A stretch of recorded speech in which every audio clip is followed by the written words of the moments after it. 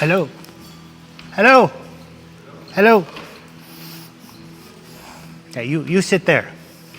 I'll sit. Just you guys sit there. Good. Welcome to Babylon. Our home for the last almost 50 years. What? Oh, you're right. 48 years and 4 months. Thank you, Meshach. He's the numbers guy.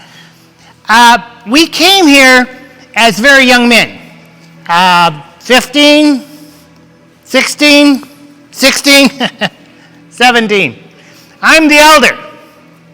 Yeah. Only by a few months, but I'm the elder. And when we arrived, we didn't know the culture, we didn't know the language. All we knew that our families were dead. What? Okay, we don't know for sure our families were dead, but our families are not with us. How's that? Okay. So we've been asked today to talk to you, wise men, and thank you for coming from all the providences to be here today. But we've been asked to talk about protection because the four of us here have a very interesting story. What? Shadrach, we're not going to go into that. He wants you to know that we're eunuchs. Why does he keep bringing that up? It doesn't matter anymore. We've been protected greatly from our God. I know. We were taken from our families. But there's so much more to the story than what was. There are moments that, what? Will you tell them? Okay, I'll tell them. When we first got here, we went through this training program. And because we were handsome, at least 3 of us. And so we went through this training program, and for 3 years we learned the culture and we learned the language, and they were trying to teach us how to eat. Now we've been eating for years, but us Hebrews, we eat very different than they do here in Babylon. And they actually take their meat and they first sacrifice it to their gods, which is an abomination to us. We could never do that.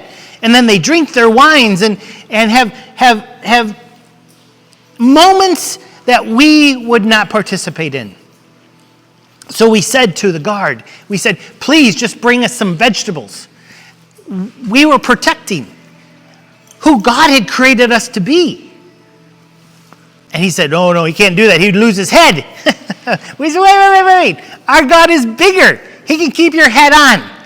Just bring us, for 10 days, bring us vegetables and water. And we will be healthier and stronger. At least 3 of us.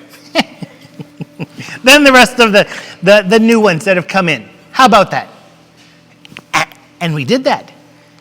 And God's promises were true. He actually protected us greatly by simply taking the nourishment that he had provided from his good earth. He protected us, and God used us many times in this kingdom under 4 different kings to protect them. I remember Nebuchadnezzar. He had this dream. I had several dreams. But one of them was about him becoming like a madman, becoming like an animal. And God had told him to change his ways. And I begged with him, King, repent. I tried to protect him, but he wouldn't bow a knee. For 7 years, he lived wild. I remember sometimes being out in the countryside, watching him run past, stark naked, hairy like a bear. And I'd say, if you would just repent. And 7 years he did. And he came back and he honored God. Oh, so amazing to be under leadership here that honors God. But then there were other kings and they changed and we changed. What? Yeah, the lions. The lions, that was not a, what? The statue, yeah. There was a statue and these guys wouldn't bow.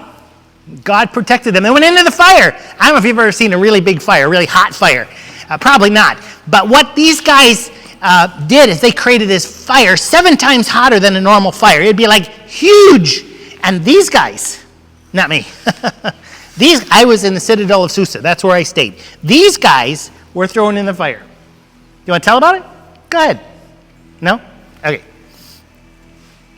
And they walked around with God in the fire. God protected them. And when they came out, they didn't even smell like smoke. And the king said, we will worship that God. God protected them.